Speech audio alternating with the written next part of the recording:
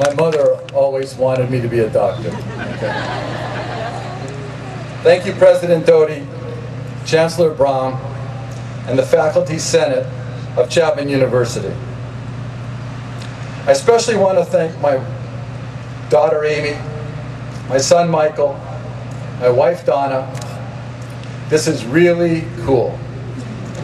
I have to tell all of you that my involvement with both Chapman University and Chapman University College has really been an intense relationship. Less than 2 years ago, my daughter Amy enrolled at Chapman University as a freshman. Shortly thereafter, my son Michael, who had just graduated from Brown University, enrolled as a graduate student in both the film and the business schools. I told my kids that I would financially support them through their college ambitions. They may be taking me a little bit too literally. I'm beginning to wonder if I'll run out of money before Chapman runs out of degrees. We shall see. Like many of you, I felt that the Chapman University system was an instant fit for me and my family.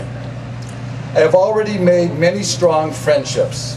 I have been enormously impressed with Chapman University College focus on the individual and what is needed to provide each student with the game plan to be successful, not only in the classroom, but as well throughout life. Most of you are working students, often with families and just a little bit more mature than your traditional college student. You have a sense of purpose, born out of being an adult and as individuals who have had many experiences that will continue to mold the rest of your life. Today is truly about each and every one of you. It has been an honor to be part of your graduation ceremony. I'd like to leave you all with a few thoughts about the world we live in. We live in a chaotic and changing world. If you could fit the population of the world into a room consisting of 100 people, maintaining the proportions and ratios of all the people living on Earth, that room would consist of 57 Asians, 21 Europeans, 14 Americans making up Central, South, and North America, and 8 Africans. There would be 52 women, 48 men, 30 Caucasians, 70 non-Caucasians. There would be 30 Christians, 70 non-Christians. There'd be 89 heterosexuals, 11 homosexuals. 6 people would possess 59% of all the wealth, and they would all come from the United States. 80 would live in poverty. 70 would be illiterate. 50 would suffer from hunger and malnutrition. 1 would be dying. 1 would be born. Only 1 in that room would own a computer. If we looked at the world in this way, the need for acceptance and understanding would be obvious. But consider the following.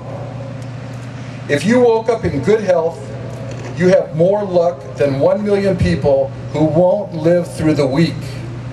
If you have never experienced the horror of war, the solitude of prison, the pain of torture, or not close to death from starvation, then you're better off than 500 million people living today.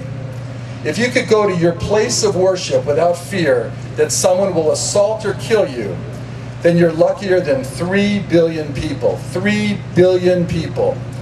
If you have a full fridge, clothes on your back, a roof over your head, and a place to sleep, you're wealthier than 75% of the world's population. If you currently have enough money in the bank, in your wallet, and a few coins in your purse, you're one of the 8 privileged few amongst the 100 people in that room. If your parents are still alive and still married, you're a very rare individual. If someone had sent you this message, you're extremely lucky, because someone is thinking of you and because you don't comprise one of the 2 billion people in the world today that cannot read. And did I mention 1 and only one, in that room of 100 people comprising this world would have a university degree. Nelson Mandela said, "Education is the most powerful weapon which we could use today to change the world." Congratulations, Chapman University College class of 2009. Remember, you make up that 1%. Go out and change the world. Thank you all, and I have to do this for my son. Long live and prosper.